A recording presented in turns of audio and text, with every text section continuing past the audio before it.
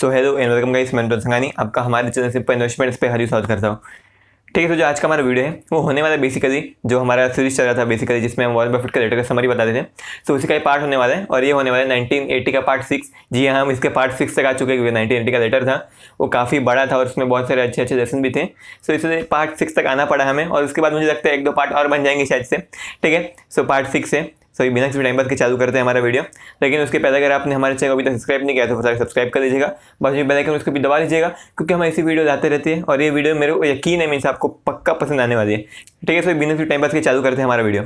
सो चालू करते हैं सबसे पहले लेसन नंबर 16 से, बाकी के 15 के लेसन है वो पहले बता चुका हूँ मैं। सो ये होने वाला लेसन नंबर 16। ठीक है, तो चलते सीधा पीपीटी पे। सो हेलो गाइस, हम आ चुके हैं अब हमारी पीपीटी पे। सो ये है Berkshire Hathaway shareholders letter 1980 part 6 in Hindi by simple investments. ठीक है, तो चालू करते हैं हमारा जो पीपीटी है उसको। सो सबसे पहले आएगा लेसन नंबर 16 क्योंकि इसके पहले के 15 लेसन हम पहले बता चुके हैं। ठीक है, सो यहाँ पे हम चालू करें लेसन नंबर 16 से। सो जो लेसन नंबर 16 है उसमें वॉरेन बफेट जी कहते हैं, वे कहते हैं कि the value is in no way affected by the inclusion और non inclusion of those returned earnings in our own reported operating earnings. तो जो चीज़ वॉरेन बफेट यहाँ पे कहना चाहते हैं, वे कहना चाहते हैं कि जो रिटेन्ड अर्निंग्स है उसको हम हमारे ऑपरेटिंग अर्निंग्स में इंक्लूड करें या फिर ना करें, उससे हमारी वैल्यू पे इफेक्ट नहीं पड़ता क्योंकि हमें पता है कि भाई वो चीज़ से हमारी जो इकोनॉमिक वेलबींग है वो अच्छी खासी रहती है। सो अब ये कौन सी रिटेन्ड अर्निंग्स है जिसकी वॉरेन बफेट जी बात करते हैं। सो ये रिटेन्ड अर्निंग्स कौन सी कंपनी की है? सो ये रिटेन्ड अर्निंग्स उन कंपनी की है जिनके शेयर्स वॉरेन बफेट जी के पास है। कहना चाहते हैं कि बेसिकली जिन कंपनी के शेयर आपके पास होते हैं, सो अगर उनकी जो रिटेन्ड अर्निंग्स होती है उसको आप अपनी अर्निंग्स में इंक्लूड करो ना करो उससे आप कुछ फ़र्क नहीं पड़ता, लेकिन आपकी वैल्यू उतनी ही बनी रहती है। वे आगे कहते हैं, if a tree grows in a forest partially owned by us but we don't record the growth in our financial statements, we still own part of the tree. ठीक है, सो मेरे हिसाब से आपको इतना ज़्यादा कुछ समझ में नहीं आएगा। मीन्स आपको ये क्या बोलते हैं, रफ लुक मिल गया रहेगा कि मीन्स वॉरेन बफेट यहाँ पे क्या कहना चाहते हैं। सो अभी इसको मीन्स डिटेल में समझने के लिए चलते सीधा हमारे कैमरे पे। ठीक है, सो जो लेसन नंबर 16 है उसमें वॉरेन बफेट जी कहते हैं कि ये जो कंपनी जिसके शेयर्स हमारे पास हैं, सो बेसिकली वो कंपनी जितना पैसा कमाती है उसकी जो अर्निंग्स है वो बेसिकली हमारी कंपनी के अर्निंग्स में नहीं आती, उसको गिनते नहीं हम लोग हमारी कंपनी के अर्निंग्स में। ऐसा आप भी करते होगे कि मीन्स आपने कोई भी कंपनी का शेयर खरीदा तो उसकी जो अर्निंग्स होती है वो बेसिकली आप अपनी अर्निंग्स की तरह नहीं ट्रीट करते हैं उनको। लेकिन वॉरेन बफेट जी यहाँ पे कहते हैं कि हम उनको असली में अपने अर्निंग्स की तरह ही ट्रीट करते हैं, भले ही फिर वो हमारी अर्निंग्स में एड अप ना हो जाए, मीन्स जो फाइनेंशियल स्टेटमेंट होता है उसमें दिखाई ना दे, लेकिन हमारे दिमाग में असली में होता वही है। हम लोग एक अपना खुद का स्टेटमेंट बनाते हैं, उसमें हम वो जो अर्निंग्स है उसको भी ऐड कर देते हैं हमारे अर्निंग्स के साथ। ठीक है, सो यही चीज़ बताने के लिए वॉरेन बफेट जी भी एक एग्जांपल देते हैं। वे कहते हैं कि एक जंगल है उसमें झाड़ उगाया रहेगा, भले वो झाड़ फिर मैंने नहीं उगाया, लेकिन अगर वो जंगल का कुछ हिस्सा मेरा है सो उस पेड़ पे भी हक मेरा बनता है। वो पेड़ भी एक तरीके से एक पेड़ भी मेरा ही हुआ, उस पेड़ का मीन्स कुछ ना कुछ हिस्सा तो मेरा ही हुआ। ठीक है, सो वॉरेन बफेट यही कहना चाहते हैं कि कोई भी कंपनी अगर आपने उस कंपनी का शेयर खरीदा बेसिकली, सो वो कंपनी जितना पैसा कमाती है उसका कुछ ना कुछ हिस्सा आपका होने वाला है। सो वो जो हिस्सा होता है वो जो अर्निंग्स है उसको आपको बेसिकली फिगर्स की तरह नहीं मापना चाहिए। आपको ऐसा नहीं सोचना चाहिए कि भाई कंपनी की अर्निंग्स बढ़नी चाहिए, ऐसी होनी चाहिए वैसी होनी चाहिए। अगर आपको प्राइस के हिसाब से उसकी अर्निंग्स अच्छी लगती है कि हाँ भाई 10 रुपये का प्राइस है शेयर का और वो मुझे 10 रुपये के सामने मेरे हिसाब से 2-3 रुपया दे रही है, मीन्स 2-3 रुपया अर्निंग्स दे रही है, सो वो अच्छा ही है भाई। मैं बेसिकली 10 रुपये का एक शेयर है, सो मैं 100 रुपये के 10 शेयर खरीद लूँगा, यानी कि 100 रुपये पे मेरे को 10 रुपये की अर्निंग्स मिली, यानी मेरे को 10% रिटर्न मिला। ठीक है, सो वॉरेन बफेट जी इस तरीके से सोचते हैं। भाई यहाँ पे कहना मीन्स बेसिकली मैं कहना ही चाहता हूँ यहाँ पे कि आप कोई भी कंपनी का शेयर देते हो, स्टॉक देते हो बेसिकली, सो उसको आपको शेयर की तरह ट्रीट नहीं करना चाहिए, उसको आपको कंपनी की तरह ट्रीट करना चाहिए। आप उस बिजनेस को खरीद रहे हो ऐसा आपको सोचना चाहिए।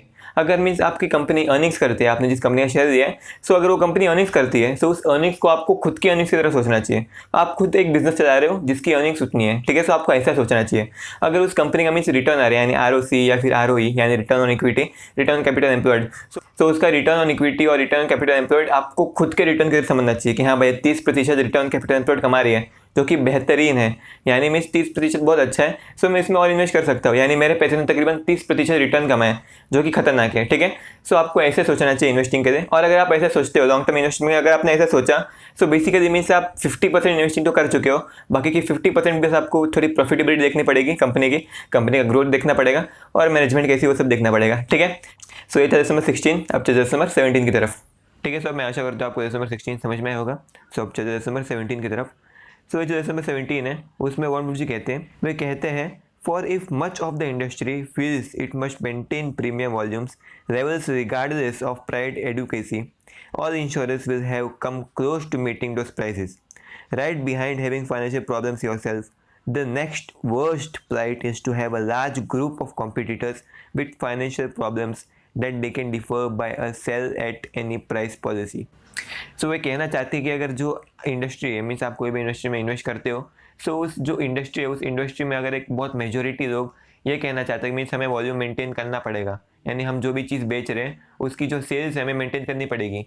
सो अगर वो मेंटेन करने के लिए अगर हमें प्राइस कम करना पड़े सो भी हमें चलेगा, यानी कि मीन्स वो मेजोरिटी यानी वो जो ग्रुप है उसको कोई भी प्रॉब्लम आएगी वो सेल एट एनी प्राइस, यानी कोई भी प्राइस पे बेच के, यानी अपना जो माल है उसको कोई भी प्राइस पे बेच के अपनी सेल्स बढ़ा के ऐसा करके अपना जो प्रॉब्लम है उसको सॉल्व कर देगा।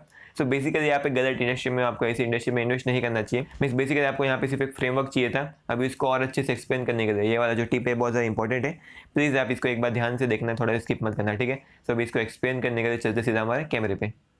सो जैसे मैं 17 है उसमें वॉरेन बफेट जी कहते हैं कि बेसिकली आप समझ जाए कि मीन्स आपको ऐसी इंडस्ट्री में हो, मेनली कमोडिटी इंडस्ट्री में ऐसी होती है, जैसे मैं समझ जाए कॉपर इंडस्ट्री हो या फिर एल्यूमिनियम या फिर स्टील या फिर इंश्योरेंस इंडस्ट्री। इंश्योरेंस भी एक कमोडिटी ऐसी होती है, ठीक है। तो आप उसको कमोडिटी से ट्रीट कर सकते हो। मीन्स कमोडिटी में प्रॉब्लम क्या होती है, प्रॉब्लम बेसिकली यही होती है कि मीन्स कमोडिटी में मीन्स अगर समझ जाए आपकी कोई कंपनी है जो कमोडिटी बनाती है, जो मीन्स समझ जाए कॉपर बनाती है, सो मीन्स उसमें मीन्स ब्रांडिंग कुछ काम नहीं आती। मीन्स आप ये ब्रांड का कॉपर लो, ये ब्रांड का कॉपर लो, मीन्स कॉपर तो कॉपर ही होता है, ठीक है। सो इससे कमोडिटी बिजनेस में ब्रांडिंग काम नहीं आ सकती, सो इससे आपको बिजनेस एडवांटेज ब्रांडिंग वाला नहीं मिल सकता। वे कहते हैं कि आप समझ जाए आप कोई भी इंडस्ट्री में हो और बेसिकली आपकी इंडस्ट्री में बहुत सारे लोग हैं, यानी आपके बहुत सारे कॉम्पिटिटर हैं और वो लोग वॉल्यूम को मेंटेन करने के लिए अपना प्राइस कम करना चाहते हैं। अभी वॉल्यूम मीन्स क्या है, वॉल्यूम मीन्स समझ जाए बेसिकली कि मीन्स समझ जाए ये साल उनकी कंपनी ने 100 पीस बेचे या फिर 100 किलो बेचा कोई चीज़ को, और अगर ये साल समझ जाए रिसेशन आ गया, जैसे मीन्स हमारे कोरोना वायरस की वजह से आया, जिसकी वजह से डिमांड कम हो सकती है, सभी लोग ने क्या सोचा कि हम प्राइस कम कर देते हैं, जिससे मीन्स हमारे 100 पीस ही बेचेंगे या फिर 100 किलो ही बिकेंगे, जिससे मीन्स हमारा सेल्स कम नहीं होगा और लोगों को लगेगा कि हाँ भाई अच्छी खासी सेल्स हो रही है लोग की, और जो इन्वेस्टर है वो लोग को भी लगेगा कि मीन्स हाँ भाई सेल्स तो कम नहीं हो रही, रिसेशन की वजह से भी बहुत अच्छा कर रही है कंपनी। लेकिन ऐसा नहीं होता, बेसिकली लोग ने प्राइस कम किया जिसकी वजह से मीन्स उनका जो प्रॉफिट मार्जिन है वो सभी कम हो जाएगा। सो आपको मीन्स किसी भी कंपनी में सिर्फ सेल्स की तरफ नहीं देखना है, आपको प्रॉफिट मार्जिन और प्रॉफिट की तरफ भी देखना चाहिए। सो यहाँ पे वॉरेन बफेट जी ये चीज़ बिल्कुल नहीं समझाना चाहते हैं, वे कहना ये चाहते हैं बेसिकली कि समझिए आप कोई भी इंडस्ट्री में हो और उस इंडस्ट्री में लोग हैं, वो लोग अपना वॉल्यूम मेंटेन करने के लिए, यानी उनकी जितनी चीज़ें बिक रही है उतनी चीज़ें अगले साल भी वापस से बेचने के लिए अगर वो लोग प्राइस कम करने पे तुले हुए हैं तो आप उसमें कुछ भी नहीं कर सकते हो, आपको भी मजबूर हो कि आपको ये प्राइस कम करना ही पड़ेगा, क्योंकि अगर मेजोरिटी मिलकर प्राइस कम करती है सो आप बच नहीं सकते हैं, क्योंकि मीन्स आपका जो कस्टमर है वो लोग के पास चल जाएगा। सो अपने कस्टमर को रिटर्न करने के लिए आपको भी प्राइस कम करना ही पड़ेगा। तो वॉरेन बफेट जी कहते हैं कि यही तो एक सबसे बड़ी प्रॉब्लम है कमोडिटी बिजनेस की, मीन्स ऐसे बिजनेस की यही बहुत बड़ी एक प्रॉब्लम है। इसमें होता ही है कि मीन्स आपको समझ जाए आपकी कंपनी में खुद में कोई फाइनेंशियल प्रॉब्लम आ जाए, सो समझ जाए मीन्स आपकी कंपनी फाइनेंशियल प्रॉब्लम आ गया, सो मीन्स उसमें मीन्स आपको मीन्स पता है बहुत खतरनाक हो जाता है, मीन्स बहुत खतरनाक किस देखने मिले हमें, जैसे आरकॉम, सब चीज़ों में फाइनेंशियल प्रॉब्लम आ चुके हैं। लेकिन समझिए आपकी कंपनी में फाइनेंशियल प्रॉब्लम नहीं आया, लेकिन आपकी कंपनी में सेकंड वर्स्ट थिंग क्या हो सकती है, आपकी कंपनी को दूसरा सबसे ज़्यादा नुकसान किससे हो सकता है, वैसी चीज़ से हो सकता है। किस चीज़ से हो सकता है कि आपके जो कॉम्पिटिटर हैं, बहुत सारे कॉम्पिटिटर हैं, जो आपके मेजोरिटी कॉम्पिटिटर हैं उनमें फाइनेंशियल प्रॉब्लम आ चुकी है। सो अभी उनमें फाइनेंशियल प्रॉब्लम आ सकती है और उनके जो मैनेजमेंट है, उनकी जो सीईओ, उनको लगता है कि अगर हमने प्राइसेस कम कर दिए वॉल्यूम को मेंटेन करने के लिए, जितने भी हमारे प्रॉब्लम है सब मिट जाएंगे, ठीक है। सो आपको प्रॉब्लम तब आ सकती है मार्केट में, ठीक है। मीन्स वॉरेन बफेट जी कहना ये चाहते हैं कि आपको 2 टाइम पे प्रॉब्लम आ सकती है। एक तो ये कि आप में खुद में फाइनेंशियल प्रॉब्लम आएगी, और दूसरी चीज़ आपको तभी प्रॉब्लम आ सकती है जब आपके कॉम्पिटिटर है, आपके मेजोरिटी ऑफ कॉम्पिटिटर में फाइनेंशियल प्रॉब्लम आएगी। सो अगर उन्हें फाइनेंशियल प्रॉब्लम आ गई तो बेसिकली वो लोग प्राइस कम करने वाले हैं और वो लोग के साथ आपको भी प्राइस कम करना पड़ेगा। ध्यान रखिएगा मैं यहाँ पे कमोडिटी बिजनेस की बात कर रहा हूँ। अगर आपकी कंपनी के पास मीन्स आप समझ जाए वो कमोडिटी बिजनेस में नहीं है, उसके पास कोई ब्रांडिंग पावर है, सो बेसिकली उसको प्राइस कम करने की जरूरत नहीं है, ठीक है। सो ये था लेसन नंबर 17। अब आशा करता हूँ लेसन नंबर 17 समझ में आया होगा। अगर नहीं समझा थोड़ा रिवाइंड कर दीजिएगा, वापस देख लेना, क्योंकि मीन्स आपको ये चीज़ जानना बहुत ज़्यादा ज़रूरी है, ठीक है। और इसके हिसाब से हम ये कंक्लूड कर सकते हैं कि आपको कमोडिटी बिजनेस में इन्वेस्ट नहीं करना चाहिए बेसिकली, क्योंकि उनका जो प्रॉफिट मार्जिन है वो भी मीन्स बेसिकली बहुत सारे अलग अलग फैक्टर पे डिपेंड करता है। सो इसलिए मीन्स हम लोग वो सब चीज़ों को जज नहीं कर सकते, हम लोग एज ए इन्वेस्टर, हम लोग एज अ रिटेल इन्वेस्टर वो सब चीज़ों को जज नहीं कर सकते, ठीक है। सो इसलिए हमें वो सब बिजनेस में इन्वेस्ट नहीं करना चाहिए। सो ये था लेसन नंबर 17। अब चलते लेसन नंबर 18 की तरफ। सो ठीक है, मैं आशा करता हूँ आपको लेसन नंबर 17 समझ में आया होगा, और अगर समझ में नहीं आया थोड़ा सा वापस से रिवाइंड करके आप देख सकते हो, और अगर समझ में आ गया तो ठीक है, बहुत अच्छी बात है। और कुछ भी डाउट हो आपको सो प्लीज़ आप कमेंट सेक्शन में बता सकते हैं। और कुछ भी डाउट ना हो, अगर आपको मीन्स हमारे वीडियो के लिए आपके पास कोई भी ऐसा इंप्रूवमेंट हो, आप कहना चाहते हो कि हमारे वीडियो में ऐसा होना चाहिए वैसा होना चाहिए, सो प्लीज़ आप हमें कमेंट सेक्शन में बता सकते हैं, ठीक है। हम मीन्स बहुत आदर करते हैं, मीन्स हम चाहते हैं कि आप हमें रिव्यूज़ दें, ठीक है, क्योंकि मीन्स अगर आप रिव्यू नहीं दोगे तो हम ग्रो नहीं कर पाएंगे, हम बेसिकली हमारे जो वीडियोस है उसको और अच्छा बेहतर नहीं कर पाएंगे, ठीक है। सो प्लीज़ हमें बताइए हमारी गलतियाँ क्या है और हम जो अच्छा काम करते हैं मीन्स वो क्या है, मीन्स हम क्या अच्छा करते हैं, ठीक है। सो ये था लेसन नंबर 17। अब चलते लेसन नंबर 18 की तरफ। सो ये जो लेसन नंबर 18 है उसमें वॉरेन बफेट जी कहते हैं, वो बेसिकली यहाँ पे 2 पॉइंट की बात करते हैं। वे कहते हैं if point number A, unless we reinvested all earnings, massive deterioration in the value of assets already in place would occur. And point B, but those reinvested earnings had no prospect of earning anything close to the market return on capital. Both conditions occur in a business, then you should probably stay out from it. यहाँ पे basically Warren Buffett जी 2 point की बात करते हैं। वे कहना चाहते हैं कि ये जो पॉइंट, यानी ये जो दोनों पॉइंट है, अगर कोई बिजनेस में रहेंगे तो आपको बेसिकली वो पूरे बिजनेस से दूर रहना चाहिए, आपको बिजनेस में बिल्कुल भी इन्वेस्ट नहीं करना चाहिए। ठीक है, सो अभी वो 2 पॉइंट क्या है उसके बारे में पूरी डिटेल्स और मीन्स एकदम डिटेल में एक्सप्लेन करने के लिए चलते सीधा हमारे कैमरे पे। सो ये जो लेसन नंबर 18 है उसमें वॉरेन बफेट जी बेसिकली 2 पॉइंट के बारे में बात करता है, एक है पॉइंट ए, एक है पॉइंट बी। सो वो पॉइंट ए में ये कहते हैं, वे बात करते हैं कि समझ है कोई भी ऐसी कंपनी है, वो कोई भी ऐसी इंडस्ट्री में जिसमें समझ है उसकी जो मैक्सिमम अर्निंग्स है, यानी ऑलमोस्ट पूरी अर्निंग्स है, उसको वापस से अपने बिजनेस में रीइन्वेस्ट करना पड़ेगा। अगर रीइन्वेस्ट नहीं किया तो बेसिकली उसका जो एसेट का वैल्यू है वो कम होते जाएगा और बेसिकली उसका लॉसेस होने पड़ सकते हैं और उसके वॉल्यूम भी कम हो सकते हैं। ठीक है, सो मीन इसका एग्जाम्पल क्या हो सकता है, इसके बहुत सारे एग्जाम्पल हो सकते हैं। जैसे अगर हम बात करेंगे टेलीकॉम सेक्टर, ठीक है, तो टेलीकॉम सेक्टर में अगर उन्होंने जितना भी वो पैसे कमाते हैं उसको री इन्वेस्ट करके वापस से मीन्स अपने टेक्नोलॉजी को इंप्रूव नहीं किया, 4G से 5G नहीं किया, नए नए टावर नहीं लगाए, सो बेसिकली उनके जो पुराने एसेट थे उसकी वैल्यू भी कम हो जाएगी। वैल्यू कम क्यों होगी? क्योंकि बेसिकली उसके जितने भी सब्सक्राइबर थे वो तो कम हो जाएंगे, क्योंकि भाई अगर मेरे एरिया में नेटवर्क ही नहीं आएगा, मेरे एरिया में टावर लगा ही नहीं पाएंगे, सो बेसिकली मैं उनका सिम खरीदूँ ही क्यों। ठीक है, सो वे कहते हैं कि ऐसे इंडस्ट्री में, ऐसे बिजनेस में, ऐसी कंपनी में जिसमें वो जितना ही पैसा कमाती है, यानी वो कंपनी जितना भी अर्निंग्स कमाती है, उस पूरी अर्निंग्स को उसको वापस से पूरी बिजनेस में या फिर ऑलमोस्ट पूरी अर्निंग को वापस से उसको अपने बिजनेस में इन्वेस्ट करना पड़ता है, ताकि उसके जो पुराने एसेट है उसकी वैल्यू कम ना हो जाए या फिर उसका जो बिजनेस है वो चलता रहे। ये था पॉइंट ए। और पॉइंट बी क्या है? वॉरेन बफेट जी पॉइंट बी में कहते हैं कि आपने उस कंपनी में जितना भी वापस से रीइन्वेस्ट किया रहेगा, यानी उस कंपनी में जितना भी अर्निंग्स था उसका, वो वापस से पूरा लगा कि उसने वापस से उस कंपनी में इन्वेस्ट किया रहेगा, लेकिन आपको उस इन्वेस्टमेंट पे आपको वापस से जो अर्निंग्स थी उसको वापस से रीइन्वेस्ट किया, यानी रिटर्न अर्निंग बोलेंगे हम उसको।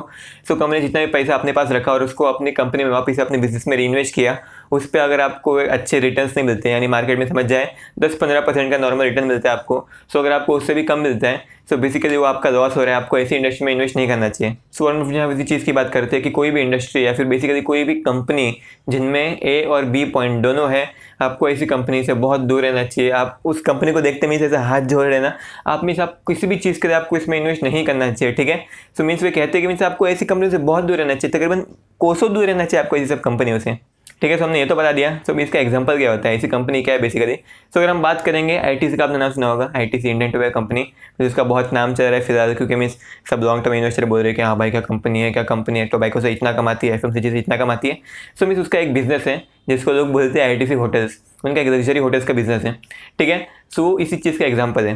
तो मैंने क्या बोला था, पहला पॉइंट क्या था कि वो कंपनी जितने पैसे कमाती है उस पूरे पैसे को उसको वापस से उस कंपनी में यानी उस बिजनेस में वापस री इन्वेस्ट करना पड़ेगा। सो उसका एग्जांपल हमें मिलता है आईटीसी होटल्स में बेसिकली। सो होटल जितना भी पैसे कमाती है उसका मीन्स ऑलमोस्ट एक बहुत बड़ा हिस्सा उसको वापस से री इन्वेस्ट करना पड़ेगा। अगर री इन्वेस्ट नहीं किया बेसिकली, क्योंकि मीन्स होटल्स में फिक्स्ड कॉस्ट बहुत सारे होते हैं, अगर ये फिक्स्ड कॉस्ट पूरे नहीं किए, जैसे इंटरेस्ट, टैक्सेस, देन एम्प्लॉय का, ऐसे बहुत सारे मीन्स बेसिकली सिक्योरिटी, इलेक्ट्रिसिटी, ऐसे बहुत सारे फिक्स्ड कॉस्ट होते हैं। अगर वो फिक्स्ड कॉस्ट को पूरा नहीं किया तो बेसिकली उनके बिजनेस को ही नुकसान हो सकता है। और जो बी पॉइंट था उसमें क्या था कि मीन्स उसको अच्छा रिटर्न नहीं मिल रहा है। सो ये आईटीसी होटल्स को बेसिकली अच्छा रिटर्न नहीं मिल रहा है, उसको तकरीबन सिर्फ जितना पैसा उसमें इन्वेस्ट किया है उसको तकरीबन सिर्फ उस पर 3% रिटर्न मिल रहा है। 3% रिटर्न तो बेसिकली एफडी से भी मिल सकता है आपको। ऐसा क्यों हो रहा है बेसिकली? ऐसा इसलिए हो रहा है क्योंकि मीन्स लग्जरी होटल्स में कौन जाएंगे, बहुत कम लोग जाते हैं, और जितने भी लोग जाते हैं मीन्स सीजन के हिसाब से रहता है उसका बिजनेस, जिसकी वजह से मीन्स बाकी सब टाइम पे उसको पैसा आता नहीं है, लेकिन बेसिकली फिक्स्ड कॉस्ट में पैसा चले जाते हैं। ठीक है, तो मैं यहाँ पे एक इन्वेस्टमेंट एडवाइस बिल्कुल नहीं दे रहा हूँ, मैं सिर्फ आपको एग्जांपल बताना चाहता था, और एग्जांपल मेरे हिसाब से करेक्ट है। जितने पास इन्फॉर्मेशन थी उसके हिसाब से ये जो एग्जांपल है वो अच्छा खासा करेक्ट है, मेरे हिसाब से वो करेक्ट है। ठीक है, सो लेकिन ये इन्वेस्टमेंट एडवाइस नहीं है, ये सिर्फ रिसर्च पर्पज़ के देता। ठीक है, सो आपको मीन्स ऐसी इंडस्ट्री से दूर रहना चाहिए। अभी मुझे पता नहीं है कि आईटीसी का प्लान क्या है, आईटीसी ने लग्जरी होटल्स में इन्वेस्ट क्यों किया, आईटीसी होटल्स में क्यों चालू किया। मे बी उनका कुछ ना कुछ प्लान रहेगा, कुछ ना कुछ ऐसा कुछ रहेगा जिसके वजह से उन्होंने इन्वेस्ट किया रहेगा, मुझे पता नहीं है। लेकिन मेरे हिसाब से आईटीसी होटल में आपको इन्वेस्ट नहीं करना चाहिए, मेरे हिसाब से आप मीन्स आपको होटल बिजनेस से दूर रहना चाहिए। ठीक है, सो ये था लेसन नंबर 18। सो ये वीडियो यहीं पे ख़त्म होती है। अगर आपको वीडियो अच्छी लगी तो प्लीज़ लाइक सब्सक्राइब कर देना, और अगर आपको हमारी जितनी भी टिप्स थी, अगर आपको ऐसा लगा कि मीन्स हाँ भाई वो टिप अच्छी थी आपको ऐसा लगा कि हाँ भाई वो टिप के ऊपर आप सब्सक्राइब कर सकते हो हमारे चैनल को, और आपको ऐसी और टिप्स चाहिए, आपको बेसिकली ऐसे और इन्वेस्टमेंट आइडियाज़ चाहिए, आपको बेसिकली मीन्स ऐसे लॉन्ग टर्म इन्वेस्टमेंट सीखना है, आप वॉरेन बफेट के फैन हो, या फिर आप लॉन्ग टर्म इन्वेस्टमेंट के फैन हो, या फिर आप रियल एस्टेट पे वीडियो चाहते हो, या फिर आपको इन्वेस्टिंग के बारे में सीखना है, आपको जानना है, और सो प्लीज़ हमारे चैनल को सब्सक्राइब कर दीजिएगा, क्योंकि हमारे ऐसे वीडियो आते रहते हैं। ठीक है, so thank you so much इस वीडियो यहाँ देखने के लिए, थैंक यू सो मच। अब हम चलते हैं, लेकिन सब्सक्राइब बटन जरूर दबा देना और बाजू में बेल आइकन उसको भी दबा दीजिएगा, ताकि हमारे चैनल पर कोई भी नई वीडियो आएगी उसकी नोटिफिकेशन सबसे पहले आपके पास आएगी।